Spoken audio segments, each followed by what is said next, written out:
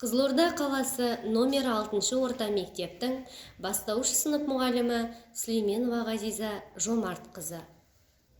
Сәлеметсіңдер ме балалар? Бүгін біз 2 сынып әдебиеттік оқу сабағын бастаймыз.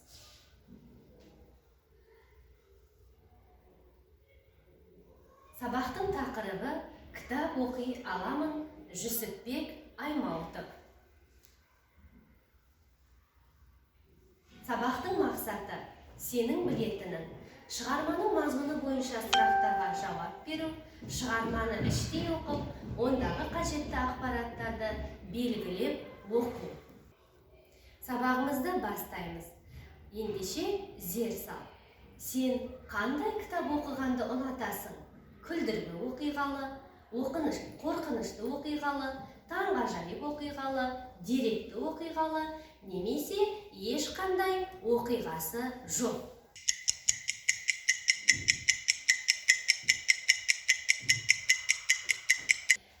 Жарайсыңдар балалар, сендер өз таңдауларыңды жасадыңдар деп ойлаймын. Балалар, біз бұл жерден шығарманың түрлі жанрда жазылатынын байқадық. Яғни шығармалар кейде күлдіргі оқиғалы, кейде қорқынышты, кейде таңғажайып оқиғалы болып келеді екен. Балалар, өздерің байқағандай, бүгінгі біздің сабағымыз кітап оқу жайлы болмақ. Оқулығымыздың 8-9 бетін ашып, кітап оқу мәтінімен танысамыз.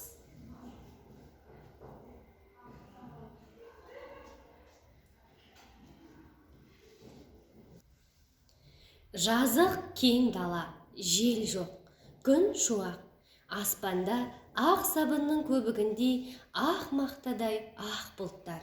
Анда-санда шық-шық еткен торғайдың даусынан басқа ешбір тықыр, небір үн естілмейді.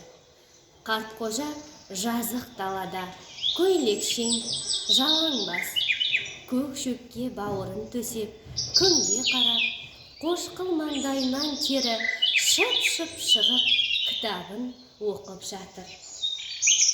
Оның кітапқа ынталағандығы сонша жан-жағына да қарамайды.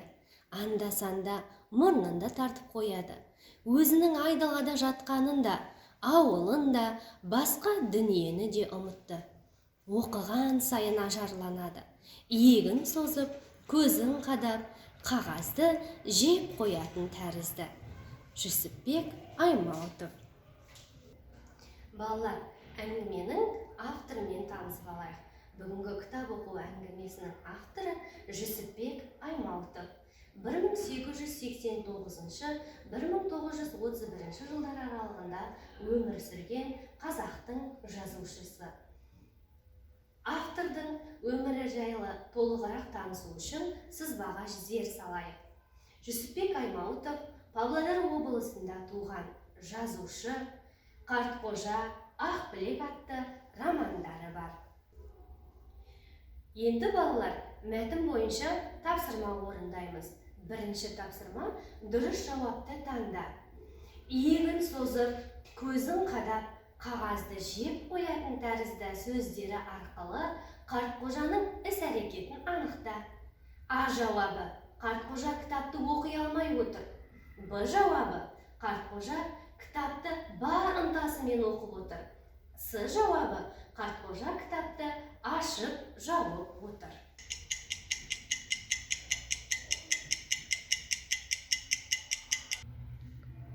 Ал енді балалар, дұрыс жауапты тексеріп көрейік.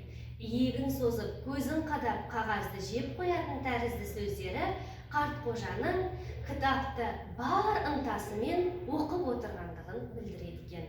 Балалар, сендердің де жауаптарың менің жауабыммен сәйкес келді деп ойлаймын. Жарайсыңдар балалар, келесі тапсырма кейіпкерге сипаттама. Біздің бүгінгі шығарманың кейіпкері өздерің біліп отырғандай Қартқожа. Келесі тапсырма: суретке зер сал. Мәтіндегі жазушы қолданған сөздерді пайдаланып, Қартқожаға сипаттама беріп көрейік. Қанекей балалар, ойланайық.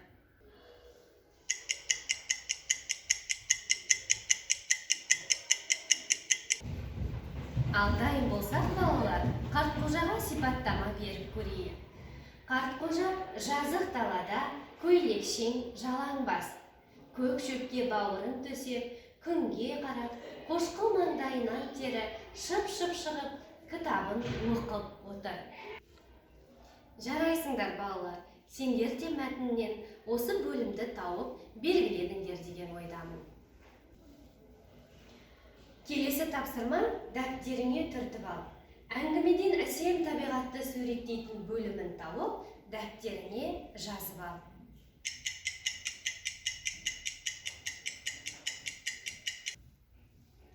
Өз жауабыңды дұрыс жауаппен салыстырып көр.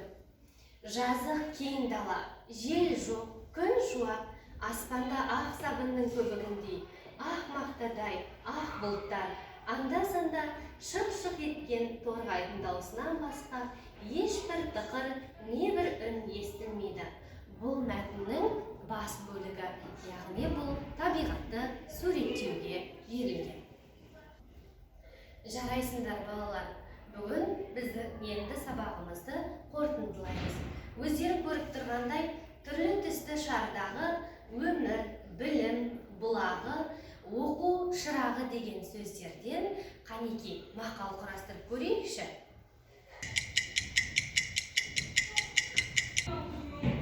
Жарайсыңдар балалар, бүгінгі біздің керемет түрлі түсті шардағы сөздерден өздері құрастырған оқу білім бұлағы, білім өмір шырағы деген мақал шығар екен. Бүгінгі сабағымызды осы мақалмен қорытындыласақ, яғни кітапты көп оқысақ, көп білсек, өміріміз керемет болар еді. Ендеше кітапты көп оқуға тырысайық. Бүгінгі сабағымыз осымен аяқталды. Сау болыңыздар.